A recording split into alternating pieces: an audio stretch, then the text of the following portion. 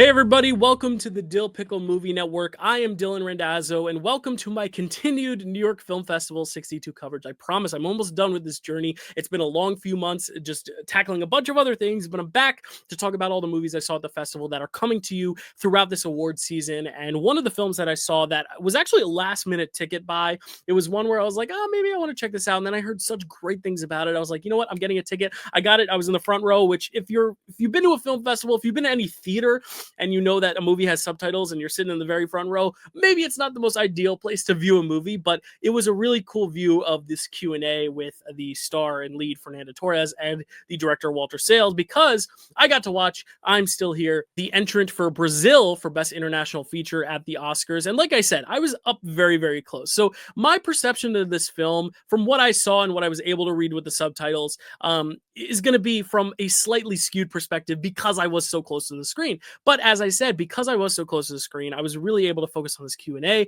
that was really beautiful and really just hear what the filmmakers and actors had to say about this film, which just richened the experience so much. And that's not to say I didn't understand the film, I didn't get the film. I got every word on the screen, but it is a much different experience sitting very close up to the screen and reading the subtitles when they're right here versus when you're back a little bit and you can kind of see the full frame with all the words in sight. So I just wanted to give that disclaimer, but it doesn't detract, as I said, from my overall enjoyment of this film. It's hard to say I enjoyed this film because it's not a film you merely enjoy, but I did enjoy my experience. I thought it was just a gorgeous and heartbreaking feature. It is about a woman and her family. The father figure of the family is taken in for questioning by the Brazilian government in the early 1970s, and he doesn't return. And that is not a big spoiler because that happens very early on in the movie. And the rest of the movie is basically about this woman not only trying to figure out where her husband went, but how to get him back, what happened to him, is he even still alive? But not only that, but also having to kind of save face and be this matriarch for this family and kind of put on this brave face and not let those emotions override her because she has to be a mother to her kids. And I find it very fascinating because another film I saw at the festival that is one of my favorites of the year is The Seed of the Sacred Fig. And I feel like a lot of parallels can be made between those two films because in that film, it's all about this family in the midst of this really chaotic Iranian government where there's very strict laws and policies and gender norms. And it's about this family kind of watching themselves implode because of the drama around them. And it's very high, suspense and tension and thrills and very dark and sinister at times.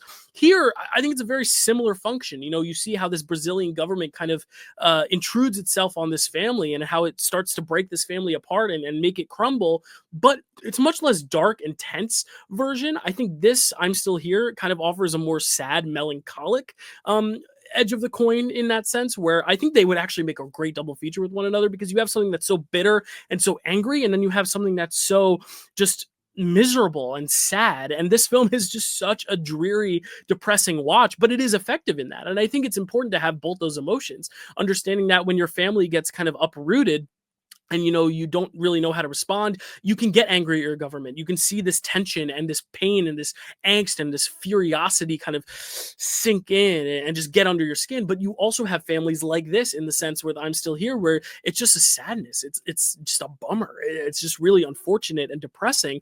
And I think depending on your mood, depending on your time of day, that can be enjoyable or not enjoyable, or, it definitely appeals differently to different people. And I think just based on the times I watch these movies, when I saw Seed of the Sacred Fig, I was tired. So kind of getting this more biting, tense few hours, it kind of livened the night for me. It kind of, made me aware and made me lean in and want to know more. Whereas here, I was much more awake, but I could kind of feel myself getting sad and just getting so, worn down by the drama. But I think the best films are the ones that do that, the ones that wear you out quite literally and make you just reflect and just make you tired in a way. And that's not to say that this is a film that made me bored to the point of sleep, but more so just because I was going through so many different emotions with these characters, I was feeling the strenuous nature of the story that was being told. And I think that's a real power that this film has, that Walter Salles is able to bring to this film. The idea that with every scene, you just get deeper and deeper into the story, but further and further from the truth, and you don't get those answers. And even though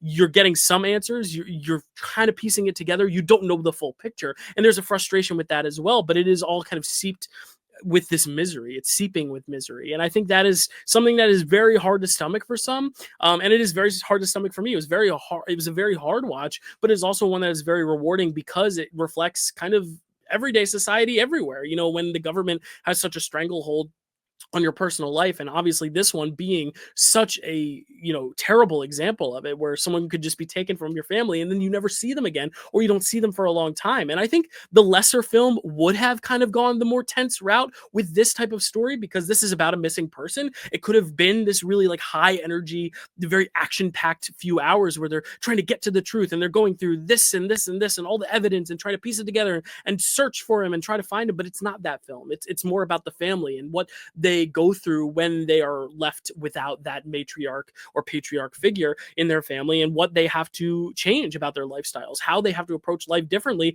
in a matter of seconds, in a split second, if you will. And I think that's really, really fascinating. And I think for Sacred Fig, it works really well for that story, where it is about the family stuck in these walls, kind of with the added kind of pressure cooker mentality kind of festering with them. It makes sense that that film is a little more high paced, a little bit more thrilling, whereas this one, it makes sense for this story to be a little bit more melancholic. So I just thought it was a very beautiful picture. I mean, there's really not much else to say, because a lot of it is in the surprise. It's a lot of it in the reveals. There are some epilogues in this thing which are really great. I mean, Fernanda Torres, she is going to be the person that I think most people are going to be talking about when they leave this film, because she is just so good. She is fantastic in every single line delivery, every single moment where she's not even speaking lines, but she's just kind of emoting. Because like I said, it is very much about this mother having to conceal her emotions. It's about her having to put on this brave face for her kids, because she doesn't want them to know that she's hurting, because if she shows them that vulnerability, they'll start to pick up on it too. They'll start to lose hope and have doubt, which naturally it makes sense to start to lose doubt in your government and lose faith and lose hope. But for her, it's important to keep this family uplifted. And you start to see that in the epilogues as well, where they go very, very far in time. And they make these big time leaps to show how this single event and this kind of way that the mother handled the family afterwards kind of showed through the generations, and how they went about their own lives, and when they had their own families, and when they grew up, and what they took with them into their adulthood, these kids. And I think it's really fascinating. And then it has like one more epilogue, and there is a cameo in the last scene that I don't know if it's spoiled out there. I don't know if people know who's in the movie. But if you don't know, I think it's much more rewarding if you go into it blind. But the final scene has a performance by an actress that was just so awesome to see. Because if Fernanda Torres's background, you know her story, you know her as an actress. If you're a fan of her acting, if you're a fan of her mother's acting, I'm really struggling to talk about it without talking about it. But if you've seen the film, you know exactly what I'm talking about. If you haven't, you could probably piece together what I'm getting at. And it's probably on Wikipedia anyway. She's probably the second or third billed person in the cast because of who she is. But it is just such a cool moment to show that there is a reality to this, even though they're actors playing roles. By having a certain casting in that last scene, it almost makes it feel more personal. It makes it feel more like a documentary more than anything, because you're able to kind of see real human relationships unfold behind the scenes, on the scenes. And I think that's just so fascinating. I think this is a fantastic film, and I think Brazil really has a knockout with this film. Obviously, it has to go up against The Seed of the Sacred Fig and Emilia Perez, two big high-profile contenders this award season, but I think those three are going to be the ones that really run the gambit this award season for Critics Awards. Also, we have All We Imagine Is Light, even though India did not submit that to the Oscars, but I think this is definitely going to get that Oscar nomination for Best International Feature, and it should. I think it's a film that when I left, I was in such a sad mood, because that is the effective nature of the film, that I almost didn't love it, and I didn't tell people I loved it. But the more I've reflected on it, the more I've kind of thought about it, and the fact that the tiredness and the depressed nature of myself leaving that theater was due to the power of the film. And I think that's the best thing to recognize, is that if a film makes you feel bad, it's not because the film is bad. It's because it's clearly doing its job well. When a film leaves you on a high, that's great. And I think the worst examples are when a film leaves you on a low when it didn't want to leave you on a low, and leaves you on a high when you didn't want to be left on a high. And I think this is a good example of a film that wants to leave you on a low and absolutely does. And I think it's effective for that. So I really do recommend this one when it comes around to theaters, and when it does, hopefully, inevitably, probably, likely, should be nominated for Best International Feature come March or February, whenever those nominations are announced. But speaking of Oscar nominations, I will be doing my updated Oscar predictions this weekend after I've finished reviewing the last few films here at New York Film Festival, being Blitz and The Brutalist. I know, two big titles that people really want to know what I thought of. But once I finish those, I'll do a ranking of all my New York Film Fest experience films that I've experienced there. And then I will be doing an updated Oscar predictions because there are so many films that I want to talk about. And I think Fernanda Torres is someone to watch out for because, you know, the Academy, it's a very diverse group, and that's a really amazing thing. And I think part of the beauty of that is that we might be able to see some of these more international polled nominees. You know, you have someone like Marianne Jean-Baptiste for Hard Truths, who, you know, it's in the English language, but that is a British production, a British actress. You could see, you know, obviously Carla Sofia Gascon get in for Emilia Perez, you know, another international actress. And then you all obviously have Fernanda Torres, who I think very much should be in the conversation for Best Actress. It's such a tough year that I don't even know if I could even put her in my five, but that'll come soon as well, because I will eventually be doing my Pickle Awards here on the channel. But damn, if she's not part of the conversation at least, then people are not watching this film, because I think anyone who watches this film will understand from the get-go that Fernanda Torres is a force to be reckoned with.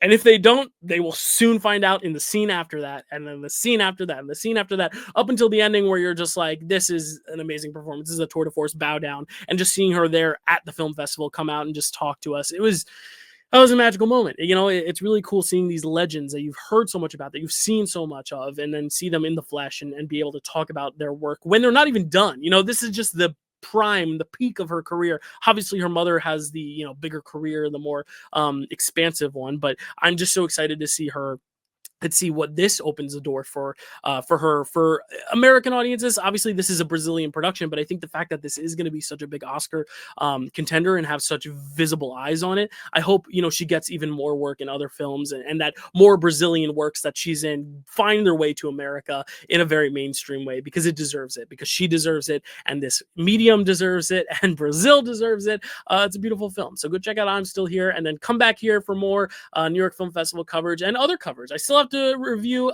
Gladiator and Wicked, which will be coming soon. Gladiator 2 and Wicked Part 1 reviews next week. But until then, thank you for checking out this video. Like and subscribe. It really helps the channel grow. I know I've posted a video earlier today for my review for Queer, which you can see in theaters right now.